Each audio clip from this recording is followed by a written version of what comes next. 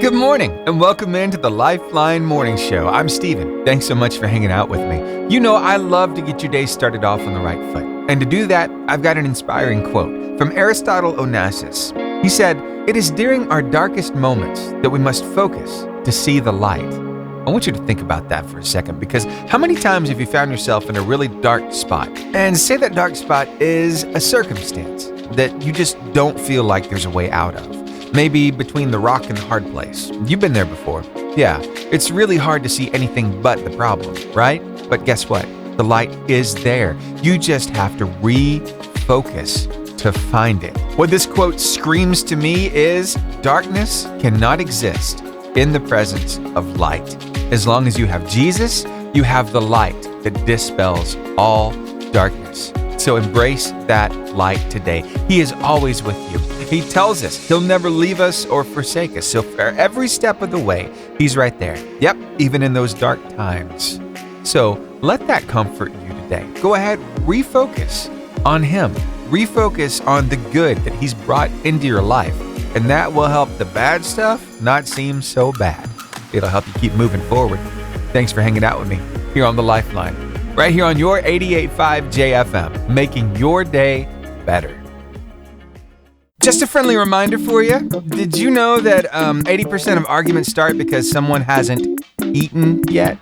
That is so true. They're just hangry. Give them a snack. So what is your dream vacation? Is it a week in Hawaii? Is it a summer backpacking through Europe? Is it going on safari in Africa? Is it touring the pyramids in Egypt? Maybe posing for a picture by the Leaning Tower of Pisa? Well, you know what that entails, right? Travel. And all of those are kind of, they're across the water. So how are you going to get there? If you're afraid of flying, well, you're going to have to go by car, by train, by boat. But flying gets you there quicker, right? But some people have a real fear of flying because maybe they've heard somebody else's story of how the turbulence was so bad, or they're afraid that the plane is going to crash. There are a lot of fears and a lot of anxiety that's all tied up in this idea of getting on this machine that flies through the air. I mean, I've flown before, and to be honest, yes, there are some scary parts of it, especially when you hit turbulence. Oh, and the takeoff and landing, those are crazy. But, you know, I don't have so bad of anxiety that it causes me not to get on one, but I've known people who completely refuse to fly. My Mimi was one of them. She did not want to get on a plane. And if that's you, because you have a lot of fear of flying, well, I'm glad to tell you there's a brand new service that some pilots are making available. It's called Dial a Pilot. It's 15 minutes with a pilot on the other end of the phone. You get to ask all your questions about everything you're fearful of when it pertains to flight. Maybe you're concerned about turbulence. Well, what is turbulence? They can answer that. Or maybe you're really concerned about, hey, I hear that people have really bad ear pain from flying. What can I do to keep that from happening? That's when they'll tell you don't use earbuds, use headphones. I learned that one the hard way myself. But I think it's so cool because these pilots understand there's a lot of anxiety attached to this thing. And they actually have to kind of coax their own families into flying in some instances, because we all have those family members who are afraid, fearful of flying. So it was actually born out of this pilot's experience, kind of calming the nerves of his family. And the more he talked with his pilot friends, he found out that these other pilots are doing the same thing. So he's like, let's just put a service together called Dial a Pilot. Let's make this available to everybody. So that's exactly what they did. And the kind of information that you'll receive, well, here is the number one topic that is asked about on Dial a Pilot. See if maybe this will help calm your nerves. One of the most common questions we get is what actually is an aircraft stall? And there's some misconceptions associated with it due to driving. And a stall with a car has to do with an engine, but in an airplane, it actually has to do with the wing. Put simply, a stall in an airplane is when the wing does not produce enough lift to counteract the force of gravity, resulting in the airplane descending. We have multiple systems on the airplane that help us stay away from a stall, especially as we slow down and approach landing. And during takeoff as well, we use what are called flaps. We have a stick pusher, we have a stick shaker, which actually shakes the yoke in the pilot's hands if they approach what we call a stall. And we also have what are called pitch limit indicators on our instruments that show us where that stick shaker is going to activate. Beyond the onboard systems of the airplane, the pilots consistently train stall avoidance tips and techniques, and we constantly monitor the flight path of the airplane to ensure that we don't get anywhere near a stall. See, doesn't that help? Knowing a little more about how things work really goes a long way. Like, I thought whenever a plane goes into a stall, I have this mental picture of, the plane going into a spiral, into a nosedive, going toward the ground. It's like, everybody brace for impact. But no, that's not it at all. Wow, pretty cool. If you just know a little bit more about the topic, you won't be so afraid of it. Anyway, you can Google Dial-A-Pilot if you want to and check that out. Just had to tell you about it. Your word of life today comes to you from Luke chapter 6, verse 35 in the New Living Translation of the Bible. Love your enemies. Do good to them. Lend to them without expecting to be repaid. Then your reward from heaven will be very great, and you will truly be acting as children of the Most High, for he is kind to those who are unthankful and wicked. Wow, think about that for a second. Oh, everything in your being doesn't want to do that, because if somebody's mean to you, well, you don't want to be nice to them. In fact, you probably want to be mean back, but that's not the way to do it. You see, you got to be good to them. I know it's hard, but you can do it. And believe me, it actually gets their attention in a really cool way. I lived this out as a kid. I had this bully in the lunchroom. I started being nice to him, and he became one of my closest friends and really a protector. If I ever had a problem, I could just tell him about it. He'd take care of it. Hey, why don't you share that word of life with somebody today? We've got it ready for you across all of our socials and at the top of our website, 885jfm.com. All right, here is a song that is becoming my new favorite. You've got to listen to these lyrics. They're so powerful. It's Brandon Lake and Praise You Anywhere. Friendly reminder, worry doesn't take away tomorrow's troubles. It takes away today's peace. Bed rotting. Have you heard this term before? It's a growing trend. It's kind of going viral right now on social media.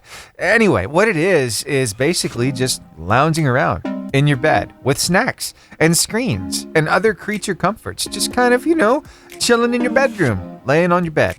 And I kind of did that when I was a kid, especially during summer break. I would sleep in till sometimes noon. But hey, if you find that you're wanting to do that more and more, there could be a little bit of a problem. Now, they actually wanted to test this out. They wanted to get some expert advice on this whole concept of bed rotting. So they asked some experts as to, what all it entails. Is it beneficial or is it detrimental to our health? And according to one expert, well, he's a pretty smart guy. His name is Dr. Ryan Sultan. He's a board-certified psychiatrist, and he's a professor at Columbia University. He says this: in our current culture with too much to do, too many expectations, and too much productivity, many individuals are feeling burned out and often aren't getting enough sleep. So it's easy to see why taking time off to lie around, literally, is appealing. In many ways, this is beneficial. It's a chance to clear your mind, recharge, and regroup before returning to life in a better frame of mind. On the flip side, he said, a long-term need or desire for bed rotting could be a warning sign. If it becomes a habit, it is likely a sign of depression. People should be mindful if bed rotting becomes a pattern of behavior. I get it. Just kind of laying around, being that lounge lizard, that couch potato. Sometimes it's needed. It's just what the doctor ordered. But other times, oh man, it can really be a sign of really dark times and you being in a really bad spot. So, if that's you, maybe question it. Talk with your doctor. Tell them, hey, I found myself doing this a lot more here lately. Do you think I've got something going on? And they can help you with that. Fellas, have you ever discovered that shortly after your wife has awakened from her slumber that she is angry at you and you didn't do anything wrong? And then you find out why she's so mad because she had a dream and you were a jerk in that dream. You apologize, though you didn't really do anything wrong, and yeah, it might last for a couple hours, but everything slowly gets back to normal. That's how I think maybe we're so different. Us guys, we're more matter of fact, right here, right now, the real, and sometimes, I don't know, it's like, yeah, we could react in a certain way, but why should we do that? Because it's not really going to affect the outcome. So you kind of live and learn, right? Well, the longer I've lived with my wife, the more I've realized how she operates. And I think every guy does this. And Jerry Seinfeld has a really funny way of pointing that out. I want you to hear this. Just see what you think. I think he's hit it dead on the money. The female brain is cooking all the time. The female brain is one of the most competent and capable organs in all of the biological universe. Girl power. There's nothing the female brain cannot do. It will solve all problems of Earth and life. Having completed that, it will move on to the hypothetical.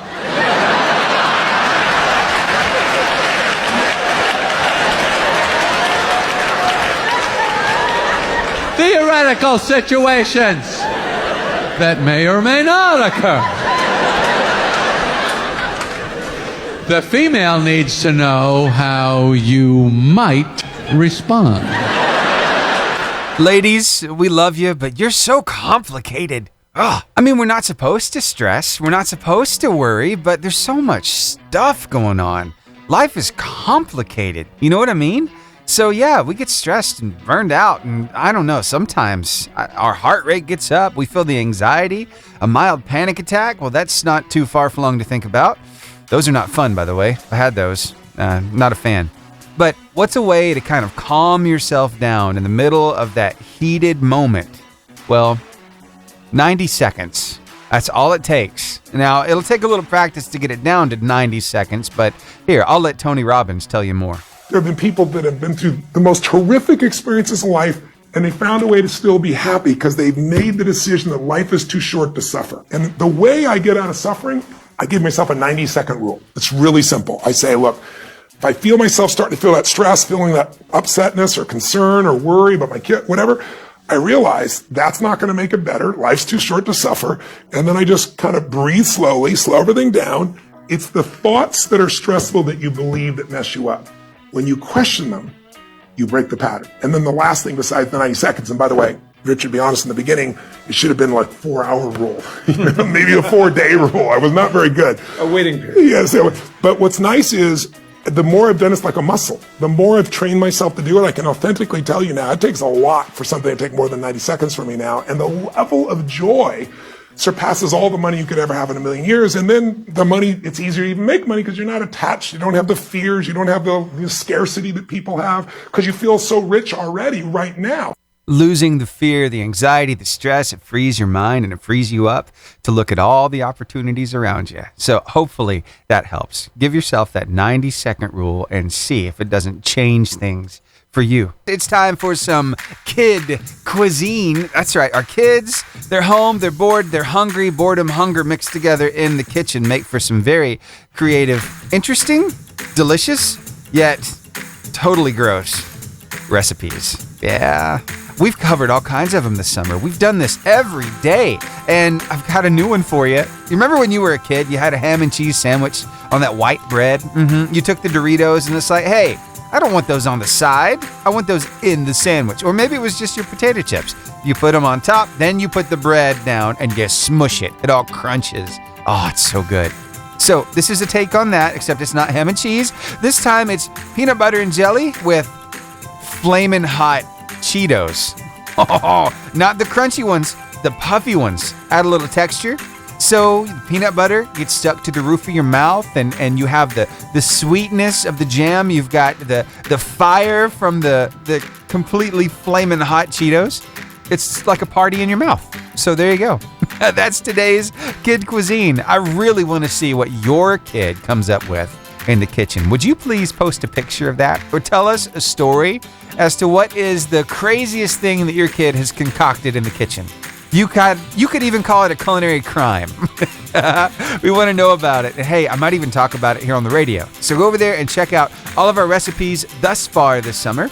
And hopefully I'll be seeing yours in the comments very soon. That's 88.5_JFM on Facebook. It's pinned to the top of the page, so it's real easy for you to find.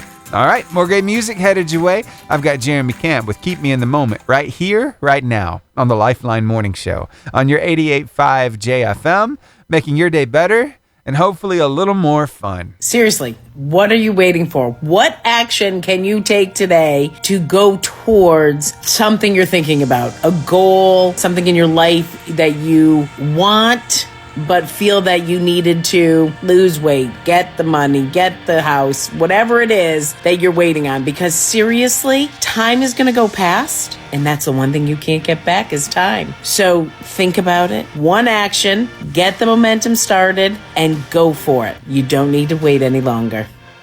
Well, if you've been listening for a while, you know that I've had an intern with me here from Shorter University. His name is Braden Williams. This is the end of week 5 for him. It's hard to believe he's only going to be here for one more week, but he's been bringing all kinds of stories to the table every single day here on the show. So he's been working on all of these food stories. He's the one who's found, like, you know, the best hot dogs, the best hamburgers, the best ice cream, the best pizza, all that. Well, we've got another one of those stories, and he's getting really crafty with the wording on these. Braden, I can tell you really enjoy doing this, don't you? Well, a little bit. A little bit? Okay. All right. So, I'm gonna kind of read this the way that you wrote it. So, first, let me ask you: do you like a meat and 3? I don't know. You don't? Sorry. I don't think I usually go to places like this. So. Okay. I know we were talking about this before we got on. You're like, I just think of Grease whenever I think of a meat and 3. Like fried country food. Yeah, I got you. Yeah, some of that stuff. With the names. Make your tongue slap your brains out. It's really good stuff. So here we go. What you've come up with, we're talking about these best meat and 3s across Alabama. At number 10, you may launch out of your seat for Claunch Cafe in Tuscumbia. At number 9, if you're a little bit curious, then Penny George's Kitchen in Auburn and Montgomery is for you. Well, for number 8, they might just want you to walk on in at Walton's Southern Table in Huntsville. I see what you did there. And by the way, the strawberry pretzel salad is amazing there. And at number 7, you might want to bury your face in the food at Mary's Southern Cookin' in Mobile. Delicious stuff. At number 6, if you have a Beagle or your last name Spiegel, like me, you might want to go to Eagle's Restaurant in Birmingham. At number 5, you can't eat it in a town. You have to go to a city for City Cafe in Northport. At 4, well, I don't know a Martin, but if you do, hey, you might want to take him to Martin's Restaurant in Montgomery. At number 3, put that frying pan down and just head on to Dot's Soul Food Restaurant in Hillsborough. At number 2, you can't go east for it because it's Nikki's West in Birmingham. And at number 1, you might want to play a little Johnny Cash at Johnny's Restaurant in Homewood. I see what you did there. You're pretty crafty with all your words there, Braden. Good job, bud. Yeah. All right. Back to the music that you love. We got Toby Mac and Zach Williams with the number 1 song in the nation, Cornerstone. At 34 years old, Shelley and her husband were well on their way to building their family. They had their first baby. Now, they both wanted more than just one, and there was plenty of time to keep building that family. But something strange happened, something that Shelley noticed while she was at work one day. I was pumping more at work, and that's when I noticed a lump in my breast. Shelley thought, oh, this is just probably normal. It's probably just a clogged milk duct. But she still went to the doctor to have it checked out. And that's when she found out some pretty bad news. What 34-year-old thinks, oh, I probably have breast cancer. So it was very, very surreal, very shocking. Despite having no family history of cancer, she still had breast cancer. And there went the dream of having more than just one child. At least that's what she thought. But then she found out, no, there's still a chance. So she had some eggs harvested before she underwent chemotherapy and had her ovaries removed. She knew that this chemotherapy would save her life, but would likely take her fertility. But that didn't mean that she still couldn't have children. There's a tremendous misconception that you have to have ovaries in order to carry a pregnancy, but actually the uterus and the ovaries function quite separately from each other. Shelley went through the chemotherapy, all the surgeries, and she came out completely cancer-free. Yes, and then she decided to go ahead and keep trying to build her family. So she went back to the doctor and used those eggs, and guess what happened? We don't want to get our hopes up too high, right? So when we got the phone call from Dr. Goldman, she called me herself. We were very, very ecstatic. That's right, she was pregnant again. And you know what? She went in for a sonogram, and that's when another surprise really grabbed her attention. And she moved the Doppler a little bit, and then she was like, oh, look, there's 2 of them. I always wanted, at least 3 kids. So this was amazing. It's amazing how it worked out. Now, both of these babies were born happy and healthy. This family now complete, 3 children, just like Shelley wanted, despite the cancer, despite the surgeries, the removal of organs. Isn't it amazing how things just work out? God knows what he's doing. I just had to share that story with you, give you a little encouragement, a little inspiration today. God is still in the healing business, and hey, he still brings promises to life. Have you ever wondered why in the middle of Psalm 23, which is such a beautiful psalm, in verse 3, in the King James, it says, he restoreth my soul. Of course, in the modern language, he restores my soul right in the middle of that psalm. What does that mean? It means as we walk life itself could knock us down. In fact, it says in Psalm 37 and verse 23 and 24, even though the steps of a good man are ordered or directed or upheld by the Lord, it says, though he fall, he will not be cast down. There are times in life where your soul takes a bang, it takes a hit, it takes a rough shot. And what the promise is, as the Lord leads you through the pastures and through the streams and the paths of righteousness, he'll also lead you through the valley of the shadow of death. He'll also lead you when your enemies taunt you. He's always there to restore you. That's why it says goodness and mercy follows you. And sometimes in our lives, particularly as we go through things with family or church or business, our soul can get forlorn or knocked down. And yet the Lord says he restores our soul. It's put me on a quest and saying, Lord, how do you do that? I think I'm already getting many answers, but I wanted to encourage you that life can give you a hit. Your walk can give you a shock. Rejections and lonelinesses can knock you down, but the Lord, the shepherd, wants to restore your soul. And he is there always to do it. His goodness and mercy following you to restore your soul. So I say this to you, whatever you're walking and however you're walking, God has a restoration for you. I'm studying this because I'm going to come back and tell you some of the methods that he uses to restore our souls. Because I've needed it, I need it. You've needed it, you need it. Sometimes we need that encouragement that the shepherd is not just leaving you on a rough ride on your own. Though you've passed through the valley of the shadow of death, thou art with me. You're with me. But you're with me to restore my soul, not just to help me make it alone. So I'm here to tell you that today that God is a soul restorer, and I want to come back soon and tell you everything I've learned in my journey of what he wants to do to restore you. God bless you. If you'd like to follow along, he's on TikTok. His handle is DenGold53. That's Dennis Goldsworthy Davis. Wow. Have you ever thought of Psalm 23 quite like that before?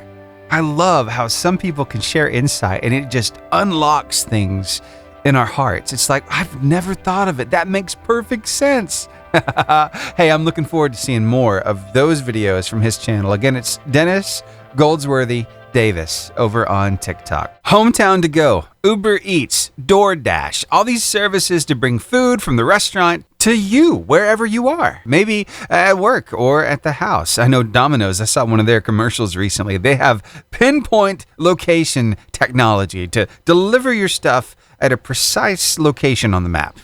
They're getting more and more intricate with that. But what happens when that food doesn't show up on time? It's like, what's taking so long? Well, that's where one woman found herself, and she found out what had happened. Kind of a crazy story. Stick around. I'll share it with you right here on the Lifeline. It's kind of a thing of the past. All of those guarantees that the restaurants give you, right? Like a pizza place who says, we'll have it to your house in 30 minutes or less, or it's free. I'm like, yeah, let's do that. And do you ever stick them to it, though? I know Dairy Queen has this thing about blizzards, right? If they don't serve it to you at least one time, they have to turn it upside down. At least one of the blizzards. If you get more than one, they just have to do one. But they have to turn it upside down one time in front of you, and then they hand it to you. Or I think the next one's free. I think that's the rule. Anyway, yeah, food. You want it because you're hungry, and you want it now because, like I said, you're hungry. So whenever you order from somewhere, there are all kinds of options for you. You got Uber Eats, you've got DoorDash, you've got some local places like Hometown to Go. They will go to the restaurant, pick up the food, and bring it to you wherever you are. So you expect timely service, right? Well, this lady, she got with DoorDash, said, hey, I want some Wendy's. Can you bring it my way? Set everything up. She was paid. Everything was good. And she's just waiting on her food.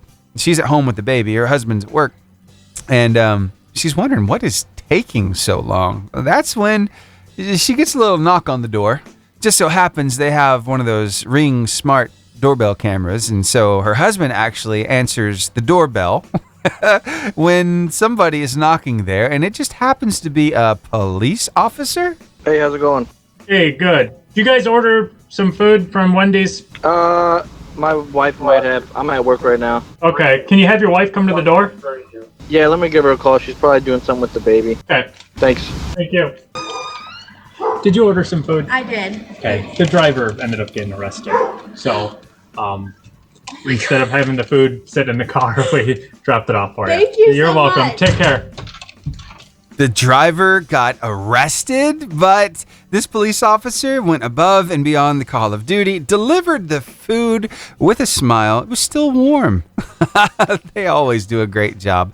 They're there to protect and to serve. Lots of times we don't get to see the serve side because so many times negative news stories get put out there about our police officers, but they really are some amazing people. So if you know a police officer, maybe today is a great day to pat them on the back, tell them job well done, thank them for what they're doing, because you know what? They're putting themselves in harm's way every single day for us, for our safety, and yeah, even to help in ways like that. You ever order food from a restaurant to go pick up and bring home, except when you get to the restaurant, they don't have your order at all? It happened to me last night, and it's kind of a funny story. My wife Cassie is going to help me tell it right after Caleb and John and Hallelujah Feeling. Stick around. So it's summer break. I got my wife Cassie on the phone with me right now, and kind of want to rehash what happened last night. You see, it was kind of busy. We had a lot of stuff going on. Had to get gas in the car. My truck was in the shop, and so we were having to get something to eat. So we decided to order from Los Arcos. The problem with that is there are Los Arcoses everywhere.